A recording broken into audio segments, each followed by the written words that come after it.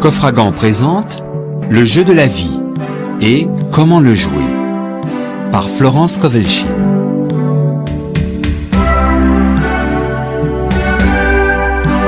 Adaptation Marie-Josée Baudouin, narration Elisabeth Chouvalidze.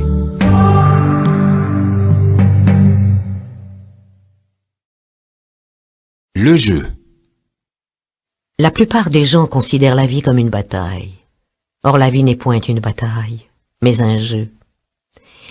C'est un jeu, cependant, où l'on peut gagner si l'on possède la connaissance de la loi spirituelle. L'Ancien et le Nouveau Testament nous enseignent avec une clarté merveilleuse les règles du jeu. Ce jeu s'appelle « donner et recevoir ». Tout ce qu'un homme sème, il le récoltera. Ce qui signifie que ce qu'un homme donne par la parole ou par l'action lui sera rendu. Ce qu'il donne, il le recevra. S'il sème la haine, il recevra la haine. S'il aime, il sera aimé en retour. S'il critique, il ne sera pas épargné à son tour. S'il ment, on lui mentira. S'il triche, il sera volé. On nous apprend aussi que l'imagination joue un rôle primordial dans le jeu de la vie. Garde ton cœur et ton imagination plus que toute autre chose, car de là viennent les sources de la vie. Ce qui signifie que ce que l'on imagine se concrétise tôt ou tard dans son quotidien au cours de sa vie. Je connais un monsieur qui redoutait une certaine maladie. C'était une maladie très rare et difficilement contagieuse, mais il se la représentait sans cesse à l'esprit. Il lisait des articles à ce sujet, si bien qu'un jour, elle se manifesta dans son corps, et il mourut, victime de son imagination déréglée. Nous voyons donc que, pour jouer avec succès au jeu de la vie, il nous faut bien diriger notre imagination. Celui dont l'imagination a été entraînée à ne se représenter que le bien, attire dans sa vie tous les désirs justes de son cœur. La santé, la richesse, l'amour, les amis, la parfaite expression de soi, et finalement, la réalisation du plus haut idéal. L'imagination a été appelée les ciseaux de l'esprit. En fait, elle découpe sans cesse, jour après jour, les images que l'homme construit et forme. Tôt ou tard, il rencontre sur le plan extérieur ses propres créations. Pour former convenablement son imagination, l'homme doit connaître la nature des opérations de son esprit. Les Grecs disaient « Connais-toi toi-même ». L'esprit comprend 3 plans, le subconscient, le conscient et le superconscient. Le subconscient n'est que puissance sans direction. Il est semblable à la vapeur ou à l'électricité et accomplit ce qu'on lui commande. Il n'a point de pouvoir intrinsèque.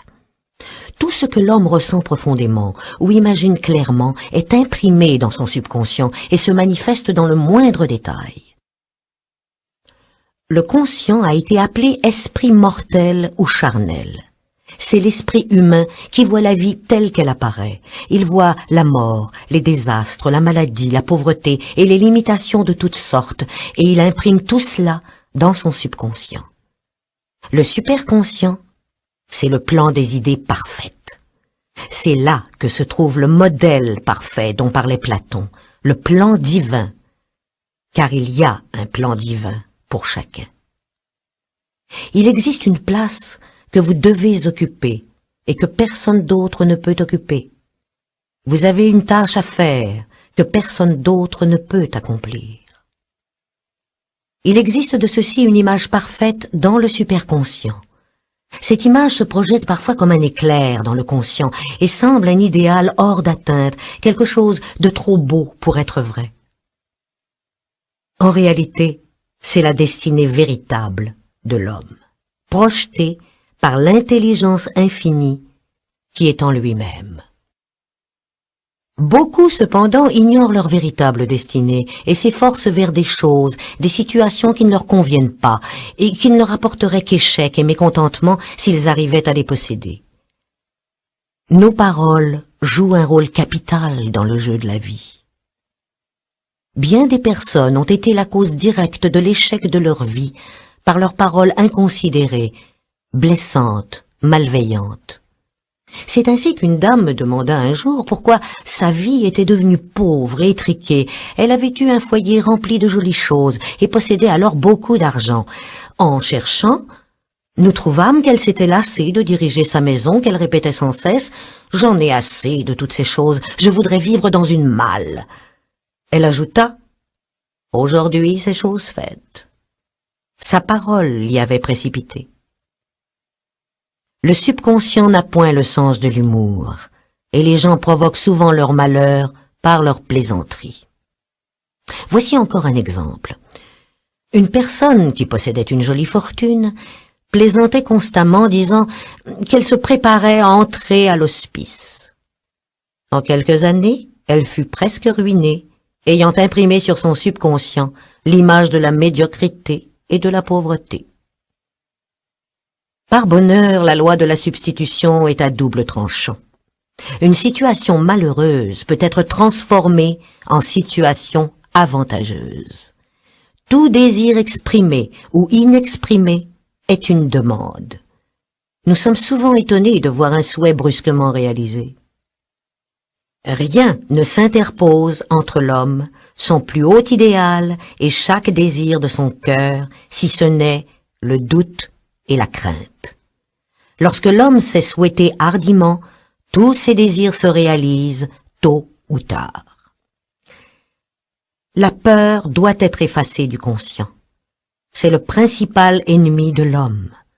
Peur de la pauvreté, de l'échec, de la maladie, des pertes, tout sentiment d'insécurité sur quelque plan que ce soit. Le but du jeu de la vie, c'est de voir clairement le bien et d'effacer du mental toutes les images du mal et de la peur. Ceci doit être obtenu en imprimant sur le subconscient la réalisation du bien.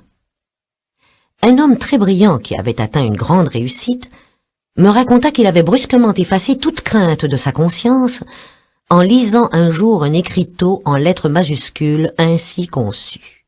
« Ne vous inquiétez pas, cela ne se produira probablement jamais. » Ces mots frappèrent de façon indélébile son subconscient. Il a maintenant la ferme conviction que seul le bien veut entrer dans sa vie et, par conséquent, seul le bien se manifeste. L'homme a constamment près de lui un témoin attentif, son subconscient. Chaque mot, chaque parole se grave dans notre subconscient pour se réaliser en de détails surprenants. Cela ressemble à un chanteur dont la voix serait enregistrée sur un disque. S'il tousse ou s'il hésite, le disque l'enregistre aussi. Brisons donc le vieux disque mauvais du subconscient, les disques de notre vie que nous ne voulons pas conserver, et faisons-en de neuf et de beau. Prononcez tout haut, avec force et conviction, ces paroles. Je brise et je démolis par ma parole tout ce qui, dans mon subconscient, est faux. Cela retourne au néant, car toutes ces pensées fausses sont sorties de mon imagination. À présent, je grave de nouveaux disques par de nouvelles pensées positives et une nouvelle vision idéale de mon moi. Celui qui ne connaît point la puissance de la parole est en retard sur son temps. La loi de la prospérité. Nous savons que les paroles et les pensées ont une puissance vibratoire énorme, qui sans cesse façonne le corps et notre quotidien. Si l'on demande le succès tout en se préparant à l'échec, c'est la situation pour laquelle on s'est préparé que l'on obtiendra. L'homme doit se préparer à recevoir ce qu'il a demandé, alors qu'il n'y a pas encore le moindre signe en vue. Pour certains, il leur est difficile d'avoir des pensées positives. Leurs pensées adverses de doute, de crainte surgissent sans cesse du subconscient. C'est l'armée ennemie qui doit être mise en fuite. Une grande réalisation est souvent précédée de pensées lancinantes ou de doutes. En lançant un défi aux anciennes idées enfouies dans le subconscient par des pensées positives, l'erreur s'estompe elle-même. C'est alors le moment de faire de fréquentes affirmations, de se réjouir et de rendre grâce de ce que l'on a déjà reçu. L'homme ne peut obtenir que ce qu'il se voit recevoir. Toute grande œuvre, tout ce qui s'est fait de puissant a été aperçu par une vision antérieure. L'ami, le guérisseur, voit clairement le succès, la santé ou la prospérité, et ne faiblit point, parce qu'il n'est pas en cause. Il est infiniment plus facile de faire une demande pour autrui que pour soi-même. Par conséquent, il ne faut pas hésiter à demander de l'aide si l'on se sent faible. Un puissant observateur de la vie a dit un jour « Aucun homme ne peut échouer si une seule personne croit à sa réussite. » Tel est le pouvoir de la vision, et plus d'un homme a dû sa réussite à une épouse, une sœur ou un ami qui croyait en lui, et qui sans faiblir sut maintenir la vision du modèle parfait. La puissance de la parole. L'on dit « Par tes paroles tu seras justifié, et par tes paroles tu seras condamné. » Celui qui connaît le pouvoir de la parole fait très attention à sa conversation. Il lui suffit de surveiller les réactions causées par ses paroles pour savoir qu'elles ne retournent point à moi sans effet. Par sa parole, l'homme se crée sans cesse à lui-même des lois. J'ai connu quelqu'un qui disait « Je manque toujours l'autobus qui invariablement passe au moment où j'arrive. » Sa fille, elle, disait « J'attrape toujours l'autobus, il arrive régulièrement en même temps que moi. » Et cela continua pendant des années. Chacun établit une loi pour soi, l'une d'échec, l'autre de réussite. Voilà l'explication psychologique des superstitions. Le fer à cheval, le poil d'éléphant n'ont en eux-mêmes aucun pouvoir. Mais la parole et la croyance qui affirment qu'ils portent bonheur créent un état d'optimisme dans le subconscient qui attire la chance. Pour ma part, je dois dire que j'ai mis longtemps à me débarrasser de l'idée qu'une certaine chose m'apportait toujours une désillusion. Si elle se présentait invariablement, une déception s'ensuivait. Je vis que le seul moyen d'amener un changement dans mon subconscient était d'affirmer « Il n'y a pas deux puissances, il n'y en a qu'une, Dieu. » Par conséquent, il n'y a pas de désillusion, et cette chose m'annonce une heureuse surprise. Aussitôt, je remarquai un changement, et des plaisirs inattendus m'arrivèrent. Une fois que l'on a décidé de faire fi d'une appréhension, ce que l'on redoute est écarté. C'est la loi de la non-résistance que l'on comprend si peu. Quelqu'un a dit que le courage contient du génie et de la magie. Faites face sans crainte à une situation qui paraît menaçante et vous vous apercevrez qu'elle n'existe plus. Elle disparaît d'elle-même. Ainsi les forces invisibles travaillent constamment pour l'homme qui, lui, tire toujours les ficelles sans le savoir. À cause de la puissance vibratoire des paroles, quoi que ce soit que nous disions, nous commençons à attirer vers nous ce qu'émettent nos paroles. Les personnes qui parlent continuellement de maladie, invariablement l'attirent.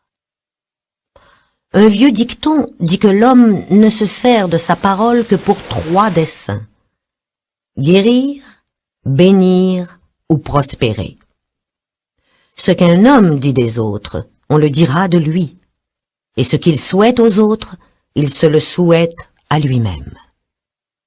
Si un homme souhaite de la malchance à quelqu'un, il est sûr de s'en attirer à lui-même. S'il souhaite aider quelqu'un à réussir, il souhaite son propre succès et s'y aide lui-même. Le corps peut être renouvelé et transformé par la parole et une claire vision, et la maladie complètement effacée du conscient. Le métaphysicien sait que toute maladie à sa correspondance mentale, et que pour guérir le corps, il faut d'abord guérir l'âme. C'est le subconscient, l'âme, qui doit être sauvée, sauvée des pensées négatives. Dans le psaume 23, nous lisons « Il restaure mon âme ».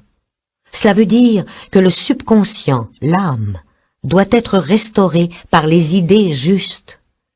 Le mariage mystique est celui de l'âme et de l'esprit, c'est-à-dire du subconscient et du superconscient. Il faut qu'ils soient unis. Lorsque le subconscient est rempli des idées parfaites du superconscient, l'esprit divin et l'homme ne font plus qu'un. On peut dire que toute maladie, tout malheur proviennent de la violation de la loi d'amour. Je vous donne un nouveau commandement. Aimez-vous les uns les autres. Or, dans le jeu de la vie, l'amour, c'est-à-dire la bonne volonté, gagne toute l'élevée. La critique continuelle produit souvent les rhumatismes, car les pensées inharmonieuses forment dans le sang des dépôts acides qui se localisent autour des articulations. Les tumeurs ont pour cause la jalousie, la haine, le refus de pardonner les offenses, la peur, etc. Chaque maladie ou malaise est créée par un état d'esprit de malaise. Je dis un jour à mes élèves, il ne s'agit pas de demander à quelqu'un « Qu'avez-vous » mais « Contre qui en avez-vous » Le refus du pardon des offenses est la cause la plus fréquente de la maladie. La sclérose des artères et du foie et les maladies des yeux en sont la conséquence. Des maux sans fin lui font cortège. Toute inharmonie extérieure indique une discorde mentale. L'extérieur est semblable à l'intérieur. Les seuls ennemis de l'homme résident en lui-même. Les ennemis de l'homme seront ceux de son propre intérieur. L'homme éclairé s'efforce de se perfectionner en servant son prochain. Il travaille sur lui-même, il apprend à envoyer à chacun des pensées positives. Le plus merveilleux, c'est que lorsqu'on respecte un être, celui-ci perd tout pouvoir de nous nuire. La bonne volonté produit une grande aura de protection autour de celui qui la cultive, et toute armée forgée contre lui sera sans effet. En d'autres termes, l'amour et la bonne volonté détruisent les ennemis qui sont en nous, et par conséquent, nous n'avons point d'ennemis à l'extérieur. La loi de non-résistance. Ne vous laissez pas émouvoir par le mal, mais surmontez le mal par le bien. Rien au monde ne peut s'opposer à une personne qui est absolument non résistante. Les Chinois disent que l'eau est l'élément le plus puissant, parce qu'elle est parfaitement non résistante. L'eau peut user le roc et balayer tout devant elle. Le mal est sorti de la vaine imagination de l'homme, c'est-à-dire de la croyance en deux pouvoirs, le bien et le mal. D'après une vieille légende, Adam et Ève mangèrent le fruit de Maya, l'arbre de l'illusion, et distinguèrent deux pouvoirs, au lieu du pouvoir unique, Dieu. Par conséquent, le mal est une loi fausse que l'homme a élaboré à cause d'un psychome ou sommeil de l'âme, ce qui signifie que l'homme a été hypnotisé par sa croyance dans le péché, la maladie, la mort. Sa vie et son corps ont pris la forme de ces illusions. Nous avons vu précédemment que l'âme est le subconscient et que tout ce que nous ressentons profondément en bien ou en mal est reproduit par ce fidèle serviteur. Notre corps, nos affaires, représentent ce que l'on a imaginé. Le malade a imaginé la maladie, le pauvre la pauvreté, le riche l'abondance. Les gens me demandent comment un enfant s'attire-t-il la maladie alors qu'il est trop jeune pour savoir même ce que cela signifie. Je réponds que les enfants sont sensibles et réceptifs aux pensées de ceux qui les entourent, et que souvent, ils extériorisent les craintes de leurs parents. J'ai entendu un jour un métaphysicien affirmer « Si vous ne dirigez pas votre subconscient vous-même, quelqu'un d'autre s'en chargera. » Les mères attirent inconsciemment sur leurs enfants la maladie et les désastres, en les craignant continuellement et en guettant leurs symptômes. Une de mes amies, par exemple, demanda à une mère si sa petite fille avait eu la rougeole. Celle-ci répondit promptement « Pas encore », ce qui impliquait qu'elle s'attendait à cette maladie, préparant ainsi ce qu'elle ne voulait ni pour elle, ni pour son enfant. Cependant, celui qui est centré et établi dans la vérité, celui qui n'a que des pensées de bonne volonté envers autrui et qui est sans crainte, ne peut être atteint ni influencé par les pensées négatives des autres. N'en voyant que de bonnes pensées, il ne peut en recevoir que de bonnes en retour. La résistance, c'est l'enfer, car elle place l'homme dans un état de tourment. Un métaphysicien m'a donné un jour une merveilleuse recette. Si je suis en présence d'un échec, je le baptise succès. Nous voyons ici la grande loi de transmutation fondée sur la non-résistance. Par sa parole, cet homme transformait en succès tous les échecs. Bénissez votre ennemi et vous lui dérobez ses flèches. Cette loi est aussi vraie pour les nations que pour les individus. Ce n'est que par l'entendement spirituel que l'homme peut comprendre la non-résistance. Mes élèves me disent souvent « Nous ne voulons pas être des paillassons ». Je leur réponds « Lorsque vous vous servirez avec sagesse de la non-résistance, personne ne pourra vous marcher dessus. » Aussi longtemps qu'on résiste à une situation, on la maintient. Si on la fuit, elle nous poursuivra. Accorde-toi promptement avec ton adversaire, ce qui veut dire conviens que la situation est bonne, n'en sois pas troublé, et elle disparaîtra d'elle-même. Aucune de ces choses ne m'émeut, est aussi une affirmation excellente. Une situation discordante provient d'un état discordant chez celui qui l'a subi. Lorsque rien en nous-mêmes n'y fait plus écho, cet état disparaît à jamais de notre vie. Nous constatons donc que nous devons surtout travailler sur nous-mêmes. Des gens me demandent « Enseignez-moi comment changer mon mari ou mon frère ».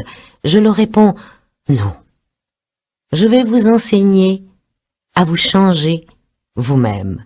Lorsque vous changerez, votre mari et votre frère changeront aussi. » Nous sommes souvent guéris de nos défauts en les remarquant chez les autres. La vie est un miroir et nous ne voyons en autrui que notre propre reflet. Vivre dans le passé est néfaste et c'est aussi une violation de la loi spirituelle. Le passé et l'avenir sont les voleurs du temps.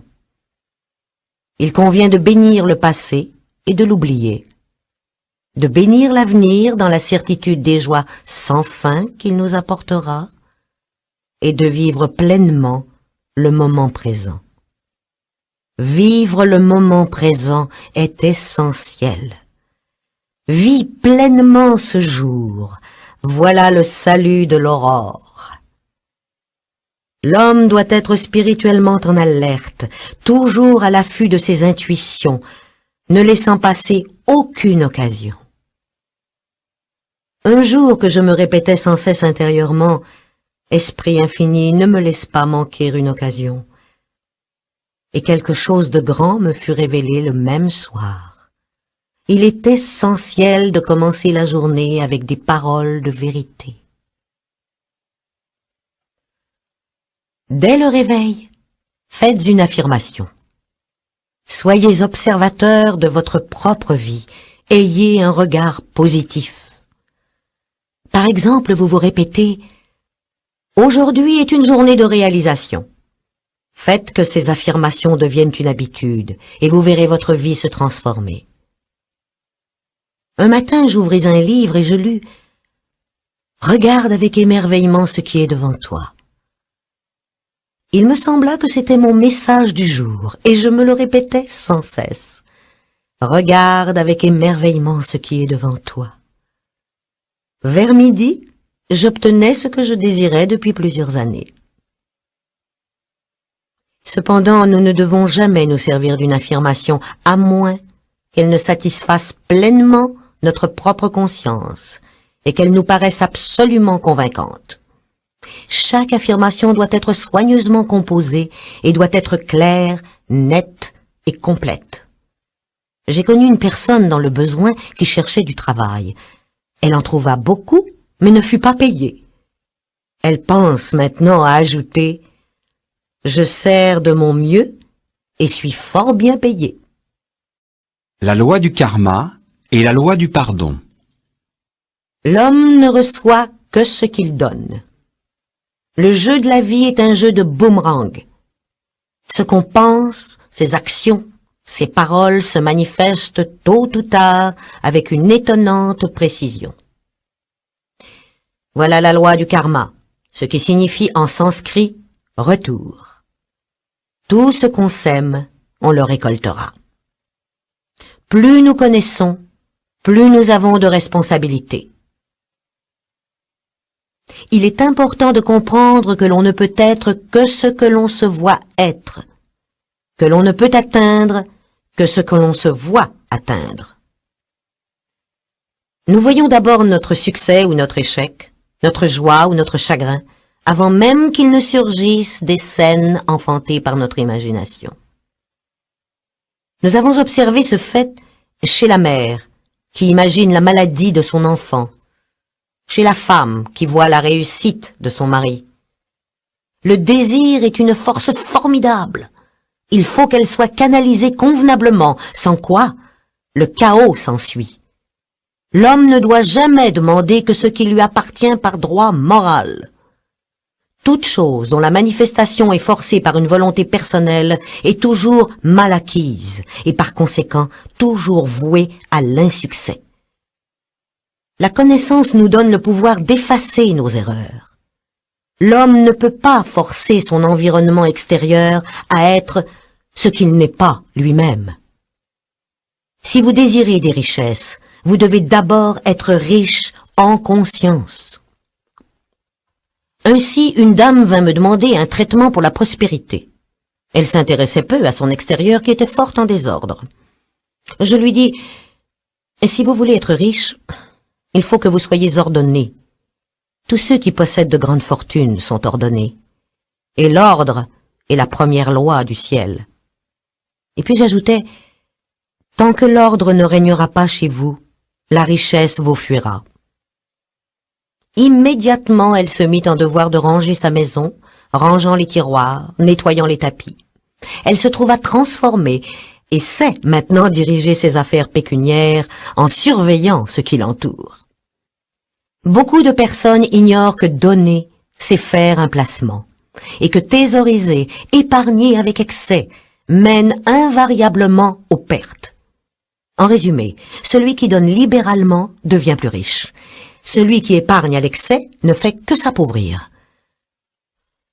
Nos ressources sont inépuisables et infaillibles lorsque notre confiance est absolue. Mais la confiance et la foi doivent précéder l'action. Qu'il soit fait selon ta foi. La foi est la substance des choses qu'on espère, l'évidence des choses qu'on ne voit pas. Car la foi maintient la vision stable, les images adverses se dissipent, et en temps voulu, nous récolterons, si nous ne vacillons pas.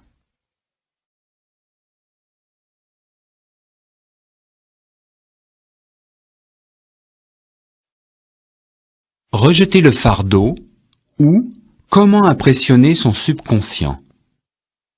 Lorsque l'on parvient à la connaissance de son propre pouvoir et du processus de son mental, son grand désir est de trouver le moyen facile et rapide qui lui permettra d'impressionner son subconscient par l'idée du bien, car une connaissance intellectuelle de la vérité donne rarement des résultats. Pour ma part, je trouve que le moyen le plus facile est de rejeter le fardeau. Un fardeau est une pensée ou un état adverse qui a ses racines dans le subconscient. Il semble quasi impossible d'arriver à diriger le subconscient par le conscient, c'est-à-dire par le raisonnement, car le raisonnement est limité dans ses conceptions, et il est envahi de doutes et de craintes. Le ressentiment est un fardeau qui nous maintient dans un état d'angoisse et emprisonne notre âme. Cette affirmation doit être répétée continuellement pendant des heures, parfois silencieusement ou audiblement, avec tranquillité, mais détermination. J'ai souvent comparé cela au fait de remonter un phonographe. Il faut nous remonter avec des paroles de vérité. J'ai remarqué qu'au bout d'un certain temps, lorsque nous avons rejeté le fardeau, notre vision s'éclaire. Il est impossible d'avoir une vision claire lorsque l'on se débat dans les angoisses. Le doute, la peur empoisonnent l'esprit et le corps. Alors l'imagination se déchaîne, ce qui provoque le désastre et la maladie. Si par la répétition constante de l'affirmation « Je rejette ce fardeau, mon angoisse », je deviens libre de mes émotions. Ma vision se transforme, et en même temps qu'un sentiment de soulagement, tôt ou tard, survient la manifestation du bien, que ce soit la santé, le bonheur ou la prospérité. Une de mes élèves me demanda un jour d'expliquer pourquoi l'obscurité est plus intense au moment où va se faire la lumière. Tout semble aller mal. La conscience est alors obscurcie par un état de dépression. Cela signifie que les doutes et les craintes ancestrales se réveillent du fond du subconscient. Il convient de les exterminer. C'est alors que l'homme doit rendre grâce de ce qu'il est sauvé, même s'il semble entouré d'ennemis, c'est-à-dire la pénurie ou la maladie. Mon élève me demanda encore « Combien de temps reste-t-on dans l'obscurité ?» Je lui répondis « Jusqu'à ce que l'on parvienne à voir dans l'obscurité. » Or, rejeter le fardeau nous y fait parvenir. Pour impressionner le subconscient, une foi active est toujours essentielle. Faire semblant, continuellement, impressionne le subconscient. Si l'on fait semblant d'être riche, si l'on croit être en pleine réussite, en temps voulu, on récoltera. Les enfants font constamment semblant. J'ai connu une jeune femme qui était très pauvre, mais personne ne pouvait lui en donner le sentiment. Elle gagnait chez de riches amis un salaire modeste. Ceux-ci lui rappelaient sans cesse son impécuniosité en lui conseillant l'économie. Sans se soucier, elle dépensait parfois son argent pour acheter un chapeau ou pour faire un présent, ce qui la plongeait dans le ravissement. Ses pensées étaient toujours fixées sur de beaux vêtements, sur de belles choses, mais sans les envier à autrui. Elle vivait dans un monde merveilleux et seules les richesses lui semblaient réelles. Elle ne tarda pas à épouser un homme fortuné et toutes les belles choses se matérialisèrent. Je ne sais si son mari fut celui de la divine sélection, mais l'opulence devait forcément se manifester dans sa vie, car elle n'avait imaginé que l'opulence. Il n'y a de paix ni de bonheur pour l'homme tant qu'il n'a pas effacé toute crainte de son subconscient. La peur est de l'énergie mal dirigée qui doit être redressée et transmuée en foi. Souvent, l'un ou l'autre de mes élèves me demande « Comment puis-je me débarrasser de la peur ?» Je réponds en faisant face à ce qui vous effraie. Le lion puise sa férocité dans votre peur. Foncez sur le lion, il disparaîtra. Enfuyez-vous, il vous poursuivra. Par ses pensées de séparation et de pénurie, l'homme s'est depuis si longtemps séparé de son bien et de ses vraies ressources qu'il faut parfois de la dynamite pour déloger ses idées fausses du subconscient, et la dynamite se présente sous forme d'une importante occasion de vaincre. On se libère en détruisant la crainte. L'homme doit se surveiller à chaque instant pour s'assurer qu'il est dirigé par la foi et non par la crainte. Choisis aujourd'hui qui tu serviras, la crainte ou la foi. Peut-être votre crainte est-elle suscitée par l'attitude de certaines personnes. Dans ce cas, n'évitez pas ceux que vous redoutez. Allez vers eux tranquillement, et dès lors, vous les verrez devenir des maillons d'or dans la chaîne de votre bien.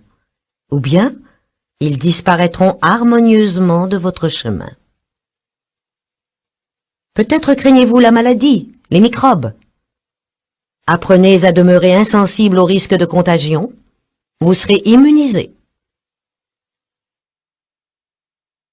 On ne peut être contaminé que lorsqu'on vibre sur le même plan que les microbes. Or, la peur rabaisse l'homme à leur niveau. Bien entendu, le microbe qui transmet une maladie est le produit de l'entendement mortel, car toute pensée prend forme. Les microbes n'existent pas dans le superconscient, l'entendement divin. Ils sont le produit de la vaine imagination de l'homme. En un clin d'œil surgira la libération de l'homme lorsqu'il se rendra compte que le mal est dénué de pouvoir. Voici une merveilleuse citation tirée de la Bible. Le monde matériel s'évanouira et celui de la 4e dimension, le monde du merveilleux, apparaîtra. Je vis un nouveau ciel et une nouvelle terre. Il n'y aura plus de mort, ni de chagrin, ni de larmes, ni de douleur, car les choses anciennes seront passées. L'amour. Tout homme sur cette planète s'initie à l'amour. Je vous donne un nouveau commandement autre que « aimez-vous les uns les autres ».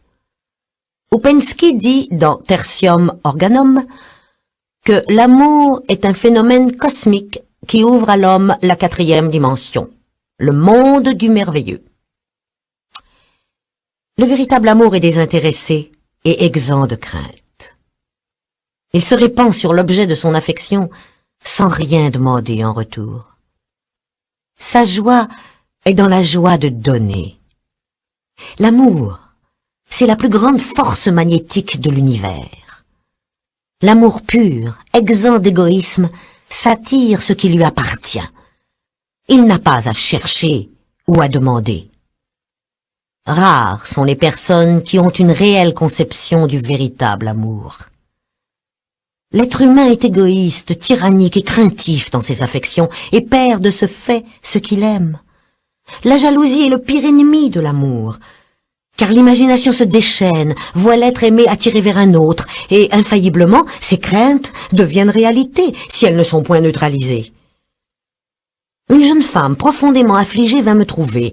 L'homme qu'elle aimait l'avait quittée pour une autre en lui disant qu'il n'avait jamais eu l'intention de l'épouser. Elle était déchirée par la jalousie et le ressentiment et me dit qu'elle souhaitait qu'il souffrît comme il la faisait souffrir. Elle ajouta « Comment a-t-il pu me quitter, moi qui l'aimais tant ?» Je lui réponds « Vous ne l'aimez pas du tout, vous le haïssez. » Et j'ajoutais « Vous ne pouvez jamais recevoir ce que vous n'avez pas donné. Saisissez cette occasion de vous perfectionner. » Mon amie remarqua qu'elle trouvait un nouvel équilibre et qu'elle se débarrassait de son ressentiment. Un vieux proverbe dit « Aucun homme n'est ton ennemi. Aucun homme n'est ton ami. Tous les hommes sont tes maîtres. » Il faut donc devenir impersonnel et apprendre ce que chacun a à nous enseigner. Bientôt nos leçons apprises, nous serons libres. Les événements de la vie nous enseignent l'amour désintéressé que chacun, tôt ou tard, doit apprendre. La souffrance n'est pas nécessaire à notre développement. Elle n'est que le résultat de la violation de la loi spirituelle, mais peu nombreux sont ceux qui semblent capables de s'éveiller du sommeil de l'âme sans souffrance. Lorsque les gens sont heureux, ils sont, en général, égoïstes, et automatiquement, la loi du karma est mise en action. L'homme subit souvent des pertes par son manque de jugement. Une de mes connaissances avait un mari charmant, mais elle disait souvent « Je ne tiens pas au mariage, je n'ai rien à reprocher à mon mari, la vie conjugale ne m'intéresse pas, voilà tout. » S'intéressant à mille choses, elle se souvenait à peine qu'elle avait un mari. Elle ne pensait à lui que lorsqu'elle le voyait. Un jour, il lui annonça qu'il s'était épris d'une autre femme, et la quitta. Aussitôt, elle vint me voir, désolée, pleine d'amertume. « C'est, lui dis-je, exactement dans ce but que vous avez prononcé la parole. Vous avez dit que vous n'appréciez pas la vie conjugale. Votre subconscient a travaillé à vous en libérer. » « Oui, soupira-t-elle, je comprends. On obtient ce que l'on veut, puis ensuite, on se plaint. » Elle ne tarda pas à accepter cette situation, comprenant qu'elle et son mari étaient plus heureux séparés. Lorsqu'une femme devient indifférente ou critique son mari, lorsqu'elle cesse d'être une inspiratrice pour lui, celui-ci, frustré de la joie des premiers temps de leur union, est désemparé et malheureux. Un homme déprimé, malheureux et pauvre vint me consulter. Sa femme s'intéressait à la science des nombres et avait fait étudier son thème numérique. Le rapport ne lui était pas favorable apparemment car, me dit-il, ma femme prétend que je n'arriverai jamais à rien parce que je suis un 2. Je lui répondis, « Votre nombre m'est indifférent, vous deviendrez ce que vous déciderez d'être. » Personne ne peut réussir à moins d'aimer. La toile que le peintre peint par amour de l'art est sa plus belle œuvre. Il faut toujours déconseiller ce qui n'a pour but que de faire bouillir la marmite. Aucun homme ne peut attirer l'argent s'il le méprise. Beaucoup se maintiennent dans la pauvreté en déclarant « L'argent ne m'intéresse pas, je n'ai aucune considération pour ceux qui en ont. » Voilà pourquoi tant d'artistes sont pauvres. Leur mépris de l'argent les en sépare. Je me souviens avoir entendu un artiste dire d'un confrère « C'est un piètre artiste, il a un compte en banque. » Cette attitude mentale sépare l'homme de ses richesses. Pour attirer une chose à soi, il faut être en harmonie avec elle. L'argent nous libère du besoin et des restrictions, mais il doit être maintenu en circulation et servir un bon usage. Thésauriser et épargner entraîne des résultats fort désagréables. Cela ne signifie pas cependant que l'on ne doive pas posséder des immeubles, des terres, des actions et des obligations, car les greniers du juste seront pleins. Mais qu'il ne faut pas épargner même le principal, si une occasion se présente où l'argent est nécessaire. En donnant libre cours à l'argent, sans crainte et joyeusement, on ouvre la voie qui amènera d'autres richesses matérielles, intellectuelles ou spirituelles.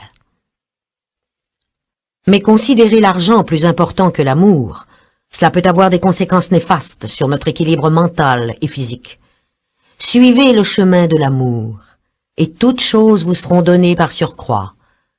Suivez le chemin de l'égoïsme, de la rapacité, et l'abondance disparaîtra. Toute maladie, tout malheur proviennent de la violation de la loi d'amour. Les boomerangs de la haine, de la rancune et de la critique reviennent chargés de maladies et de douleurs. L'amour aujourd'hui semble presque un art perdu. Mais celui qui connaît la loi spirituelle sait qu'il faut le reconquérir. Une de mes élèves, par exemple, travaillait avec moi depuis des mois pour débarrasser son conscient de la rancune. Elle arriva au point où elle n'en voulait plus qu'à une seule personne. Mais celle-là lui donnait fort à faire. Cependant, petit à petit, elle trouva l'équilibre et l'harmonie, et un jour, tout ressentiment disparut. L'amour et la bonne volonté sont inestimables dans les affaires. Une employée vient se plaindre à moi de sa patronne, qui prétendait-elle était froide, d'esprit critique et ne l'aimait pas. Bien, lui conseillai-je, saluez la divinité en elle, et envoyez-lui des pensées d'amour. Elle me répondit, impossible, c'est une femme de marbre. Vous souvenez-vous, rétorquai-je, de l'histoire du sculpteur qui réclama un certain bloc de marbre? On lui demanda pourquoi il le voulait. Parce qu'il y a un ange dans ce marbre, et il en tira une merveilleuse œuvre d'art. Certaines personnes sont remplies de remords d'avoir fait du mal à autrui, parfois des années auparavant. Si ce mal ne peut être réparé, son effet peut être neutralisé en faisant du bien à quelqu'un d'autre dans le présent. Je fais une chose, oubliant ce qui est en arrière, je me porte vers ce qui est en avant. Le chagrin, le remords, les regrets détruisent les cellules du corps et empoisonnent l'atmosphère de l'individu. En effet, c'est la peur qui imagine fortement la maladie ou une situation redoutée, et ces images, si elles ne sont pas neutralisées, se matérialisent.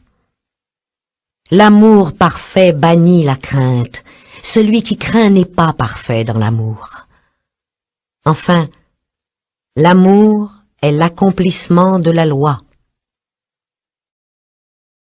Intuition, direction. Rien n'est impossible à celui qui connaît la puissance de sa parole et qui suit les directives de son intuition. Par sa parole, il met en action des forces invisibles, il peut restaurer son corps et transformer ses affaires.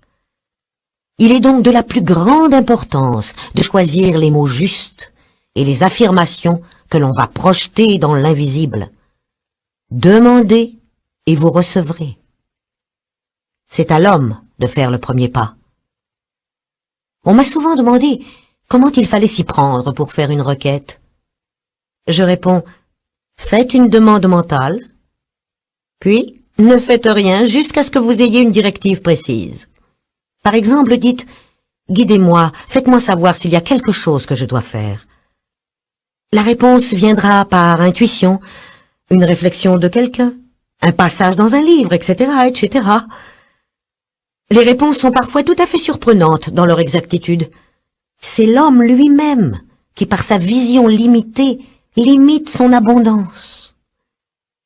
Un jour, je marchais dans la rue, lorsque subitement, j'eus envie d'entrer dans une certaine boulangerie qui se trouvait un peu plus loin. La raison résistait en moi, disant « Il n'y a rien dans cette boulangerie dont tu aies besoin. » Cependant, j'avais appris à ne point raisonner. J'y allai donc, regardai autour de moi, et m'aperçus qu'en effet, je n'avais besoin de rien. Mais en sortant, je rencontrai une dame à laquelle j'avais souvent pensé et qui avait grand besoin d'une aide que je pouvais lui offrir. Ainsi, souvent, on va chercher une chose pour en trouver une autre. L'intuition est une faculté spirituelle qui n'explique point. Elle ne fait que montrer le chemin. On reçoit souvent une curieuse réponse à nos demandes. L'idée qui a surgi peut sembler tout à fait incongrue, et certaines directives demeureront toujours mystérieuses. En donnant un cours un jour, je communiquais mon enseignement de manière à ce que chaque étudiant reçoive un message bien défini.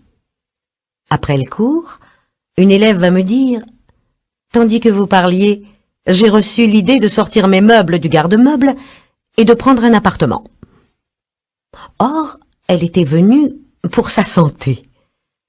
Je lui dis que je savais qu'en se créant un foyer, sa santé s'améliorerait. Et j'ajoutais, je pense que votre maladie, qui est congestive, provient que ce que vous mettez les choses de côté. La congestion des choses provoque la congestion du corps. Vous avez violé la loi de la circulation, et votre corps en paie les conséquences.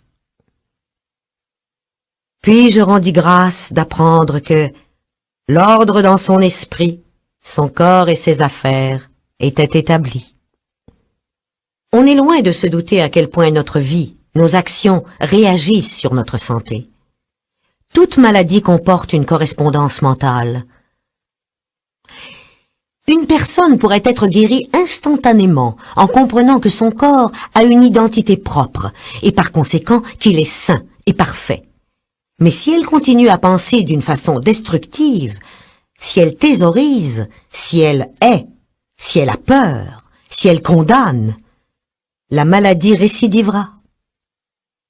Ainsi, l'âme, c'est-à-dire le subconscient, doit être lavée et devenue blanche comme neige pour que la guérison soit permanente. Beaucoup se sont attirés la maladie et le malheur en condamnant les autres.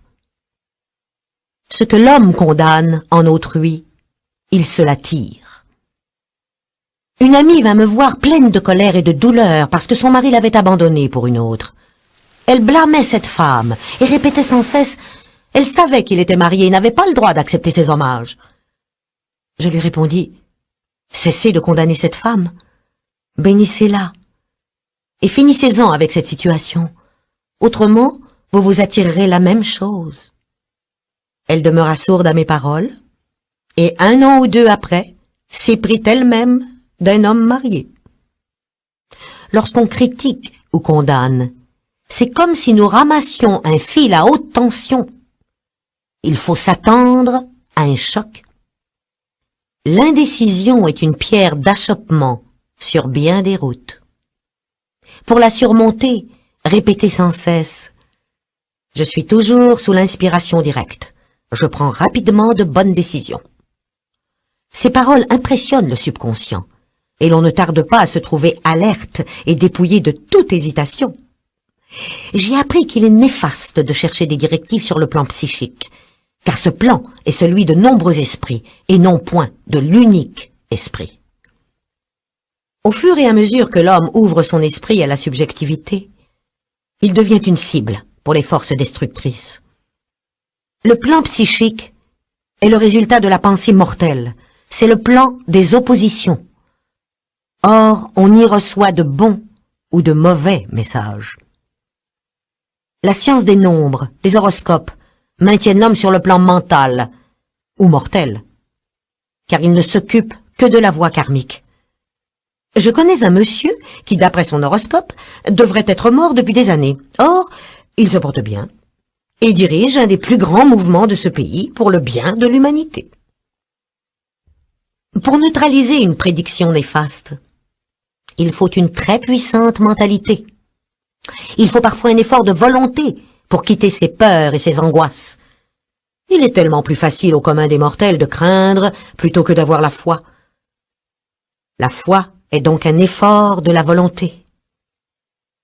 En s'éveillant à la spiritualité, l'homme reconnaît que tout ce qui est discordant autour de lui correspond à une inharmonie mentale.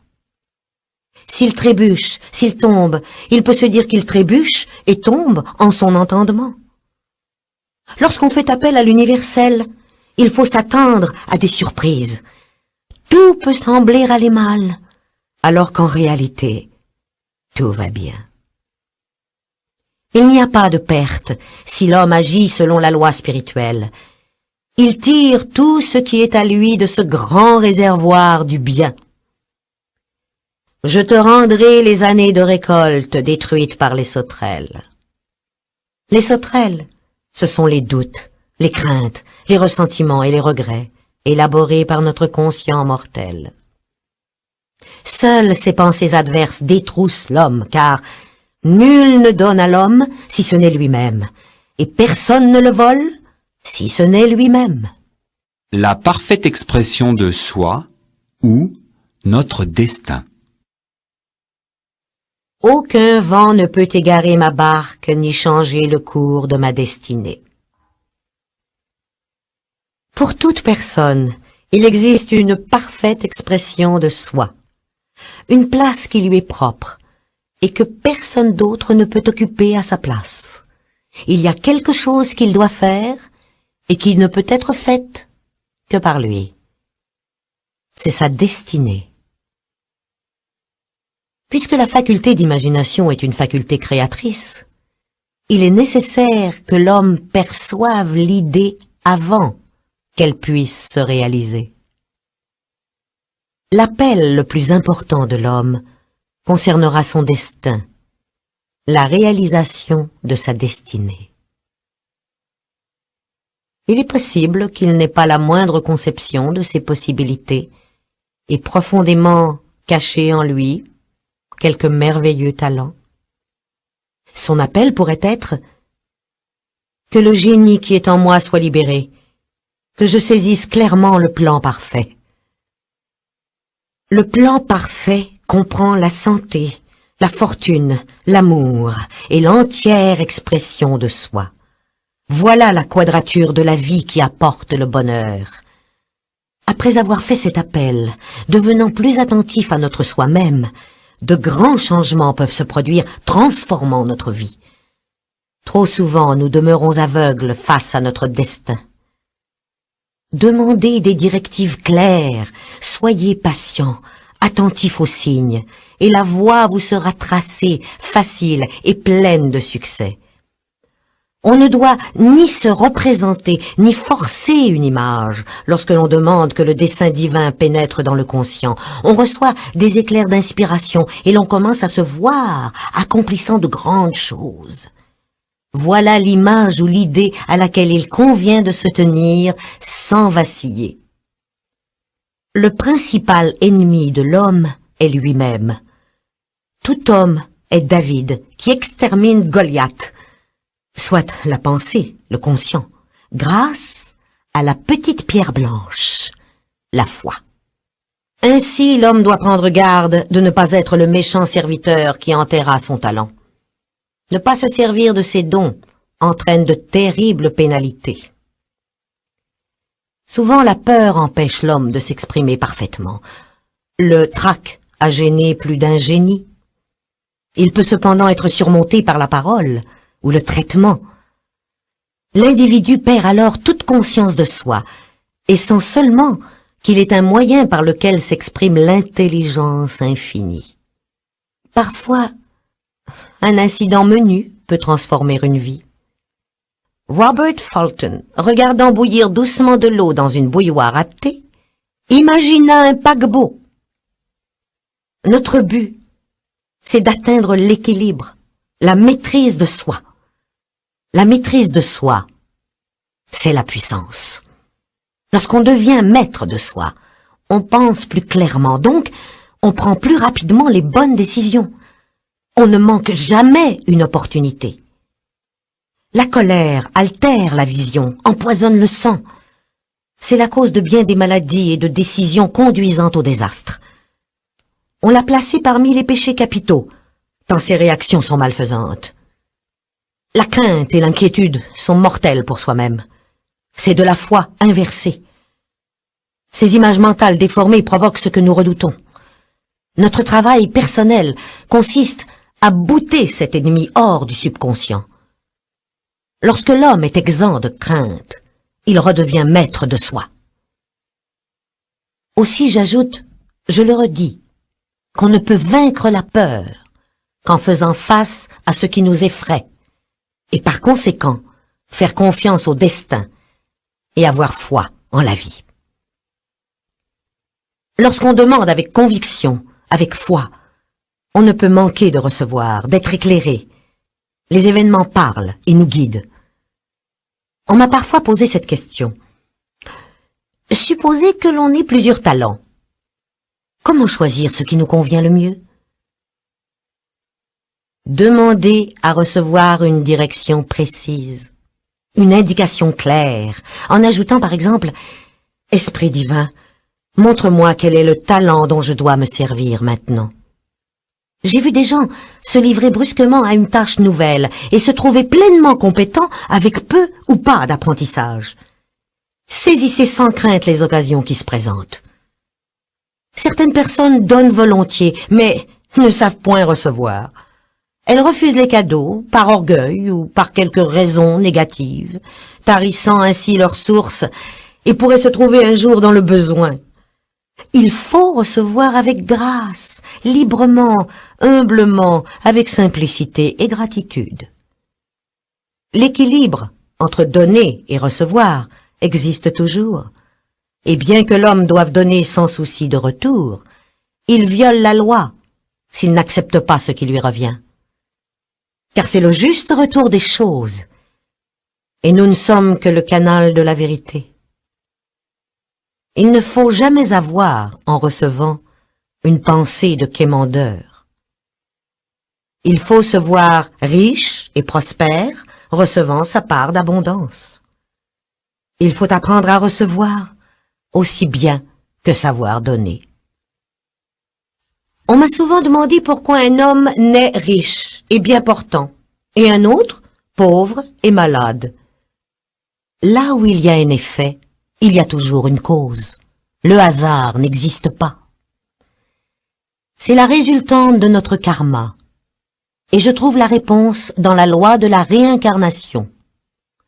L'homme passe par de nombreuses vies et de nombreuses morts avant de connaître la vérité qui le libère. Il est attiré vers la terre à cause de ses désirs demeurés insatisfaits, et pour payer ses dettes karmiques, ou pour accomplir sa destinée.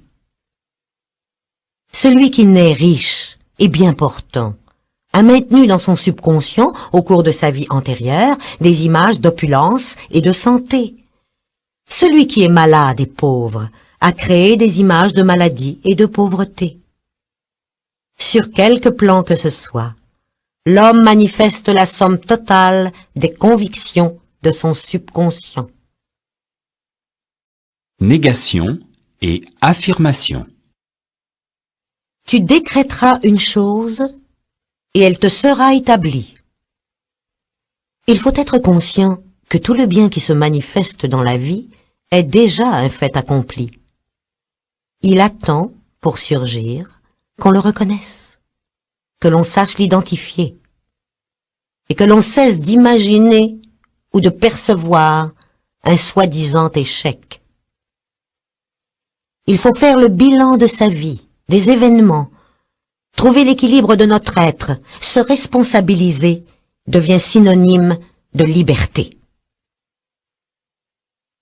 Tout homme porte en soi un lingot d'or, un lingot d'amour, de tendresse, de talent, de possibilités infinies.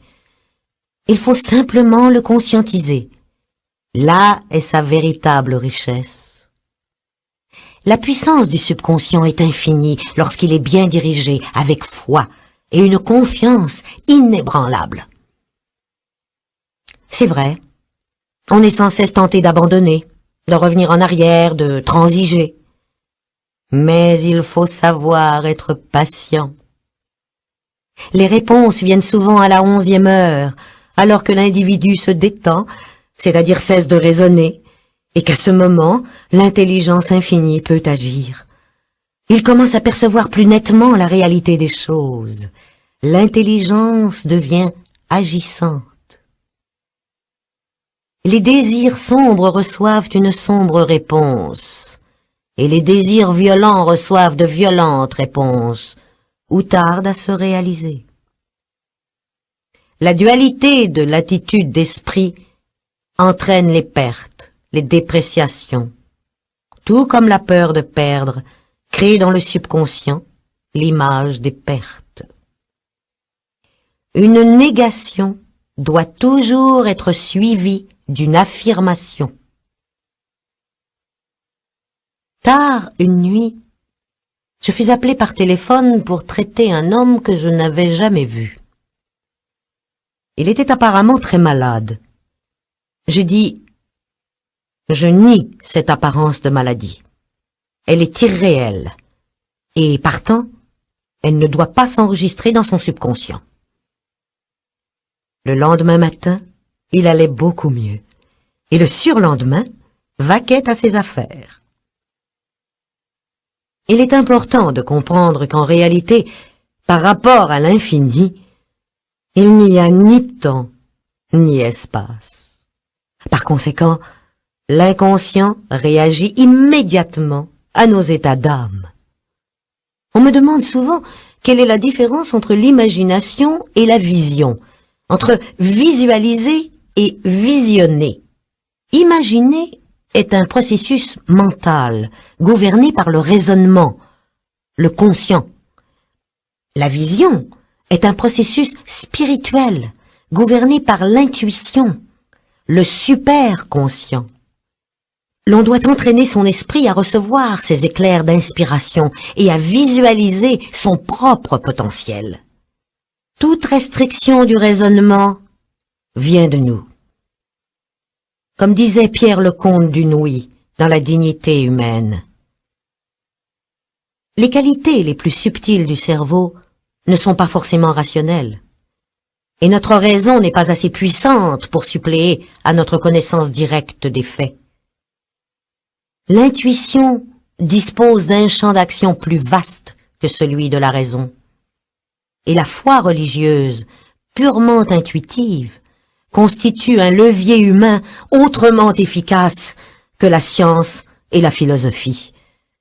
C'est la conviction qui fait agir, non la connaissance.